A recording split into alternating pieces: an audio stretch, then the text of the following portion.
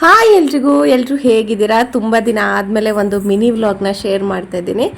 ಇವತ್ತು ಬೆಳಿಗ್ಗೆ ತಿಂಡಿಗಂತ ಹೇಳಿ ಪನ್ನೀರು ಬಟರ್ ಮಸಾಲ ಮಾಡೋಣ ಅಂತ ಹೇಳಿ ಮಾಡ್ತಾ ಇದ್ದೀನಿ.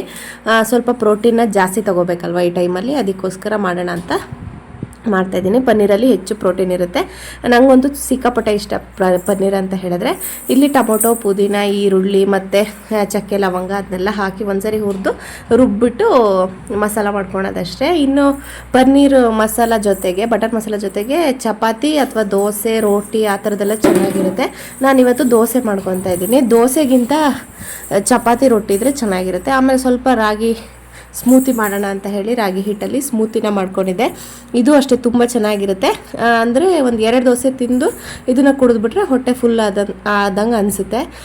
ರಾಗಿಲಿ ಹೆಚ್ಚು ಕ್ಯಾಲ್ಶಿಯಂ ಇರುತ್ತೆ, ಫೈಬರ್ ಇರುತ್ತೆ. ಅದು ನಮ್ಮ ದೇಹಕ್ಕೆ ತುಂಬ ಒಳ್ಳೆಯದು.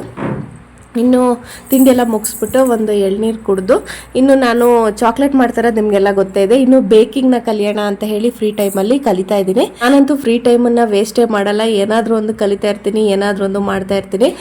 ನೀವು ಅಷ್ಟೇ, ನಿಮ್ಗೇನಾದರೂ ತುಂಬ ಫ್ರೀ ಟೈಮ್ ಇತ್ತು ಅಂತ ಹೇಳಿದ್ರೆ ಈ ಥರ ಏನಾದರೂ ಕಲಿತಾ ಇರಿ. ಚಾಕ್ಲೇಟ್ ಕ್ಲಾಸ್ ಡೀಟೇಲ್ಸ್ ಬೇಕು ಅಂದರೆ ಮೆಸೇಜ್ ಮಾಡಿ.